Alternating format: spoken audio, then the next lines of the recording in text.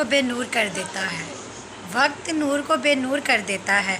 छोटा सा ज़ख़म दिल को चूर कर देता है। अपनों से कोई दूर जाना तो नहीं चाहता, लेकिन वक्त हर किसी को मजबूर कर देता है।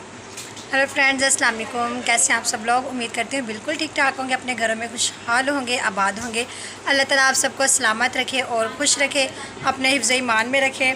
और फ्रेंड्स, आप सबको वेलकम हमारे चैनल सना डेली रूटीन पर। फ्रेंड्स, हमारी वीडियोस को ज़्यादा से ज़्यादा लाइक किया करें। जैसे कि अभी मैंने देखा हमारी कुछ वीडियोस काफ़ी ज़्यादा वॉच की जा रही हैं, तो रिक्वेस्ट है आप लोग प्लीज़ सारी वीडियोस को देखा करें। आपको बहुत ही ज़्यादा अच्छी लगेंगी वीडियोस, और आप जिस तरह की देखना चाहते हैं वो भी हमें बताया करें, हमसे शेयर किया करें कि आपको कैसी वीडियो पसंद है, आप कैसी वीडियो देखना चाहते हैं, हम आपके लिए वैसी ही वीडियो बनाएंगे।